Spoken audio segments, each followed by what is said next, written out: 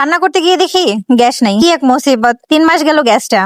মনে আছে তোমাদের? আমি যে লোন তুলে গ্যাস সিলিন্ডার এনেছিলাম, আজ 3 মাস হয়ে গেল, এখন গ্যাস শেষ হয়ে গেছে। আর এদিকে আমার ছোট ছেলে বায়না ধরেছে সে সুইমিং পুলে গোসল করবে। কি এক কথা বলো তো, আমি এখন সুইমিং পুল কোথায় পাবো? আমার বাচ্চাদের যে ছোটবেলার বল ছিল সেটার মধ্যে পানি দিয়ে ওকে সুইমিং পুল বানিয়ে দিলাম, নে এবার গোসল কর। আর এদিকে পাইপ বারবার ঘোরানোর জন্য মোটরের থেকে পাইপটা গিয়েছে ছুটে, তারপর আবার সেই পাইপটা জোড়া দিলাম। আর কিছু জামা কাপড় ছিল সেগুলো ভিজিয়ে রাখলাম, একটু পরে পরিষ্কার করবো। জানি একটু পরে বৃষ্টি নামবে, কিন্তু কিছু করে নাই। ছেলে আমার মহা খুশি, সে সুইমিং পুলে গোসল করবে। এই তো ভাবলাম যে গ্যাস শেষ হয়ে গেছে, তাহলে চুলাগুলো পরিষ্কার করে রেখে দেই। আবার কবে গ্যাস কিনবো সেটা তো জানি না। অবশ্য ভেবেছি বেতন পাওয়ার পরে একটা সিলিন্ডার আনতেই হবে, কারণ তোমরা তো জানো আমার রান্নাঘরটা একেবারে নষ্ট হয়ে আছে। রান্নাঘরে রান্না করা যায় না। আর সকাল থেকে একটু পর যে বৃষ্টি হচ্ছে, এজন্য কারেন্টও নেই। মানে সকাল থেকে একবেলা আমি রান্নার ছাড়া বসেই আছি, বলতে পারো বাচ্চারা না খেয়েই আছে প্রায়। দোকান থেকে চা রুটি খাওয়ানোর পরে এখন আর রান্না বান্না করিনি। ভাত রান্না বসিয়েছিলাম, কারেন্ট চলে গেছে, এরপর আর রান্না হয়নি। চুপচাপ বসেই আছি। আমার খড়িগুলো সব ভিজে আছে, রান্নাঘরের চুলাটাও একদম ভিজে শেষ। এখানে তো রান্না করাই যায় না। এখন উপায় না পেয়ে আমি চুপচাপ বসে আছি কারেন্টের অপেক্ষায়। যখন কারেন্ট আসবে তখন অবশ্য রান্না করবো। আর যতক্ষণ কারেন্ট না আসছে ততক্ষণে ভাবলাম যে সময়টা কাজে লাগাই, এজন্য সিলিন্ডারটা পরিষ্কার করে রাখছি, আবার চুলাগুলো পরিষ্কার করে তুলে রাখছি। 12 কেজির গ্যাস সিলিন্ডার যে 3 মাস গেল ভাবা যায়। আমি কিন্তু কারেন্টের চুলা আর গ্যাসের চুলা মিলাই ঝিলাই রান্না করেছি, তবে কম কিন্তু রান্না করিনি, ভালোই রান্না করেছি। অনেক সময় দেখা গেছে যে গ্যাস সিলিন্ডার আসার পর থেকে আমার শরীরে অ্যালসামি বেড়ে গেছে। তখন আমি কারেন্টের চুলা অন না করে গ্যাসের চুলার মধ্যেই রান্না বসিয়ে দিয়েছি, কারণ গ্যাসের চুলার মধ্যে রান্না অনেক তাড়াতাড়ি হয়। আর কারেন্টের চুলায় তো জানো একটু সময় লাগে রান্না করতে। একেবারে শুধু গ্যাসে রান্না করলে 1 মাস যাবে হয়তো, কারণ আমার 3 বেলায় রান্না করতে হয়। মাঝে মাঝে 3 বেলার জায়গায় 4 বেলাও হয়ে যায়, কারণ বাচ্চাদের কখন কি খেতে মন চায় সেটা তো বলা যায় না। 3 বেলায় তো আমার রান্না করতে হয়। এখন কারেন্টের অপেক্ষায় বসে থাকবো, কখন কারেন্ট আসবে আবার রান্না শুরু করবো। কারেন্টের চুলায় আবার একটা সমস্যা, ভাত যদি বসাই দেই,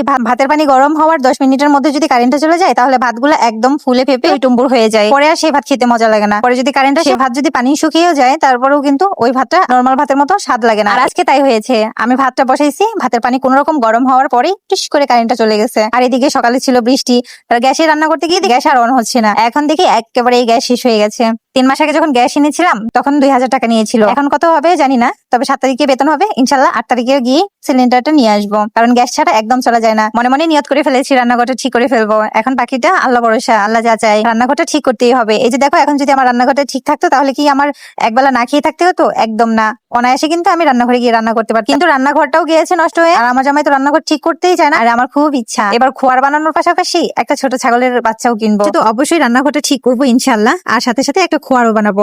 আর খোয়ার বানানোর পরে অবশ্যই হাঁস আর মুরগি কিনবো ইনশাল্লাহ। খুবই এক্সাইটেড আমি জীবনে প্রথম হাঁস মুরগি লালন পালন করবো। মানে এটা আমার কাছে অনেক আনন্দময়, মানে আমার ভাবতেই কেমন লাগছে। আমি একেবারে পাক্কা গৃহিণী হয়ে যাচ্ছি। এই মাসে আমি খোয়ার বানাবো, হাঁস মুরগির বাচ্চা কিনবো, তারপর রান্নাঘরটা ঠিক করবো ইনশাল্লাহ। তারপর 2-1 মাসের মধ্যে আবার কি করবো, যে আবার নেক্সট পেমেন্ট যখন পাবো তখন হচ্ছে একটা ছাগলের বাচ্চা কিনে ফেলবো। আমার তো অনেক ইচ্ছা আছে। আমার স্বপ্নগুলো তো সবসময় আমি তোমাদের সাথে শেয়ার করি। আমার এই ছোট্ট ছোট্ট স্বপ্নগুলো তোমাদের কেমন লাগে অবশ্যই আমার কমেন্টের মধ্যে জানাই যাবে। আজকে এই পর্যন্তই, দেখা হচ্ছে নেক্সট ভিডিওতে। ততক্ষণে ভালো থেকো, টাটা।